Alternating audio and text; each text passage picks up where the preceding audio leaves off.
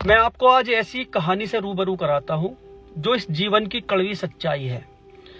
सभी से गुजारिश, वीडियो को शेयर जरूर कर देना और उन लोगों तक जरूर ये वीडियो पहुंचनी चाहिए जो लोग इस तरह के कामों को करते हैं। कहानी पे आते हैं, कहानी जरा विस्तार से, इस वीडियो को भी देखते रहना। दो बूढ़ी औरतें रेलवे स्टेशन पे बैठी थी, भीख मांग रही थी। एक जमींदार वहां को निकल के गया, उसने 10-10 रुपये दोनों के जो बर्तन होते हैं इनके मांगने के, उसमें डाल दिए। चला गया वो जमींदार। उस जमींदार का उस रेलवे स्टेशन पे आना जाना था, वहीं से वो सफर किया करता था। एक दिन वो जमींदार फिर आया, उसने देखा वो दोनों औरतें फिर साथ में बैठी हुई हैं। उसने फिर उनके उसमें 10-10 रुपये डाल दिए। तीसरी बार फिर 10-10 रुपये डाल दिए। इस बार उस जमींदार ने उनकी शक्ल को देख लिया। शक्ल देखने के बाद वो थोड़ी देर रुकने के बाद उनसे बात की उन्होंने कि तुम वो हो क्या? उन्होंने जमींदार को पहचान लिया कि हाँ, तुम यहाँ क्या कर रही? भीख मांग रही। और क्या कर रही? तुम भीख क्यों मांग रही? भीख मांगने की नौबत आ गई? तुम्हारे पास तो इतना कुछ था, सब खत्म हो गया। तभी एक व्यक्ति आया। वहां आने के बाद उन दोनों बूढ़ी औरतों को उठाया उसने कि चलो बस अब।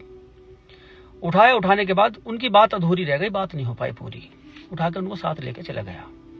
अब ये जमींदार सोच रहा, भाई यार ये तो वो हैं और ये इनकी इस तरह की हालत क्यों है? अब इसके दिमाग में कीड़ा कुलबुलाने लगा कि इनसे पूछो भाई क्या हुआ इनके साथ ऐसा, जब भीख मांगने की नौबत आ गई। इतना कुछ इनके पास था।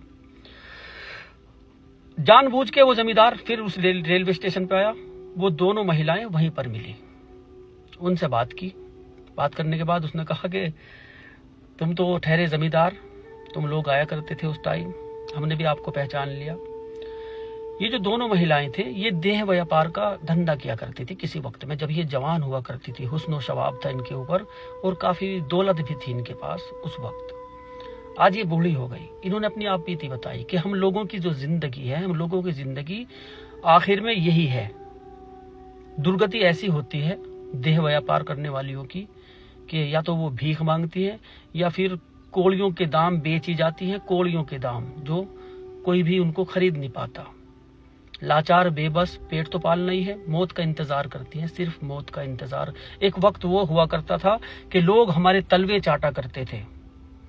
आज एक वक्त वो है कि लोग हमें पलट के भी नहीं देखते। आज ऐसा वक्त आया और ये सब कुछ बुढ़ापे की वजह से। जब तक जवान थी सब ने नोचा, सब कुछ हुआ, सब कुछ किया, सारे ऐशो आराम किए, बहुत पैसा दौलत वोलत सब कुछ थी। लेकिन जैसे जैसे बुढ़ापा आता गया सब ने धिक्कार दिया।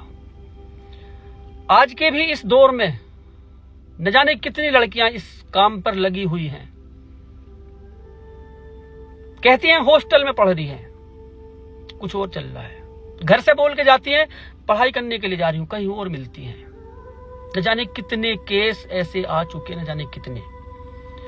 ये लड़की अपने आप को नोटों की गड्डी डाल के दिखा रही है, इतना पैसा, ये वो फलाना ढिमकाना। कहा जा रहा है कि किसी पार्षद की बेटी है। मैं इसके बारे में पुष्टि नहीं करता कि किसी की बात, लेकिन किसी की बेटी तो है। किसी मुस्लिम पार्षद की बेटी बताई जा रही है इसको, लेकिन किसी की तो बेटी है, किसी की भी है। आज ये इतना इतरा रही है। मुझे हंसी आती है इन लोगों को देख देख के कि ये आज चंद रुपयों की खातिर किस तरह से ये अपने आप को नीलाम कर रही है, अपनी इज्जतों को नीलाम कर रही है और दिखा भी रही है सोशल मीडिया जैसे प्लेटफॉर्म पर कि देख 500 गड्डी ऐसी होती है। और ये नहीं मालूम इसको कि लोग क्या सोचेंगे कि तूने कमाई कैसे, तू काम धंधा कुछ नहीं करती, कोई जॉब वगैरह तेरी नहीं, मेहनत मजदूरी तू नहीं करती, कहाँ से आए? सबके दिमाग है, सबके, किसी का खाली नहीं पड़ा। सब समझ लेंगे कि ये कहाँ से आए। जैसे सच में कई औरतें रेलवे स्टेशन, बस स्टैंड, ऐसी जगहों पर भीख मांगती हैं जो देह व्यापार का धंधा किया करती थी। जिस वक्त जवानी थी उन्होंने किसी को कुछ नहीं समझा, लेकिन वक्त की मार ये ऐसी मार है, अच्छों की अकल ठिकाने आ जाती है इस वक्त की मार से। आज खूबसूरत है, जवानी है, सब कुछ है। भूल बैठे कि वक्त की मार पड़नी है, भूल बैठी बिल्कुल, कह करो जो करना है करो, यही भोग के जाओगी, यही। बस थोड़ा इंतजार है, थोड़ा सा इंतजार, उस इंतजार को खत्म होने दो। यही ना भोगा तो कहना। तुम लोगों के नाम की शर्म गैरत नहीं। तुम लोग बिल्कुल ही अपने माँ बाप की इज्जत आबरू को किस तरह से नीलाम करती हो, तुम्हें शर्म नहीं आती। माँ बाप कहते हैं मेरी बच्ची पढ़ने के लिए गई है, मैं बच्ची को ये बनाऊंगा, मैं बच्ची को ये बनाऊंगी, सपने देख रहे बेचारे, वो हॉस्टलों में पढ़ा रहे, महंगी महंगी फीस, महंगे महंगे सब, तुम्हें हर काम तुम्हारे लिए कर रहे हैं, वो अपना पेट काट काट के तुम्हारी फीसें जमा करते हैं, और तुम लोग होटलों में पाई जाती हो हैं। तुम लोग कभी कहीं ऐसे रुसवा करती हो माँ बाप को, तुम्हें जरा भी शर्म नहीं आती। माँ बाप बनोगे ना जब तुम्हें पता लगेगा कि माँ बाप क्या होते हैं और माँ बाप की इज्जत क्या होती है। और जब इस इज्जत को औलाद नीलाम करती है तो उस माता पिता पे कितना जोर पड़ता है तुम्हें खुद पता चलेगा। आज खुद को रुसवा कर रही हो, माँ बाप को रुसवा कर रही हो, इतनी सी भी शर्म नहीं रही तुम लोगों के नाम की। देखता हूँ तो हंसी आती है कि क्या सपने देखते हैं ये माता पिता और ये औलादें।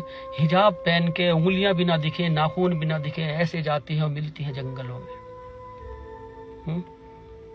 जो सही लड़कियां हैं वो भी तुम लोगों की वजह से घरों में बैठ गई, उन्होंने माँ बाप ने बिठा लिया, अरे वो तो ऐसे करती, तेरे पे भी नाम लग जाएगा, तू बैठ जा कर, भेजते ही नहीं बेचारी को पढ़ने। जो सही लड़कियां वो भी तुम जैसी लड़कियों की वजह से बदनाम हुई पड़ी है।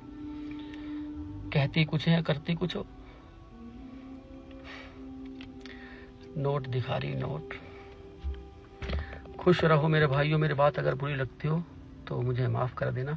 कभी कभी मैं जज्बात में आ जाता हूँ ऐसी ऐसी चीजें देख के, माफ कर देना।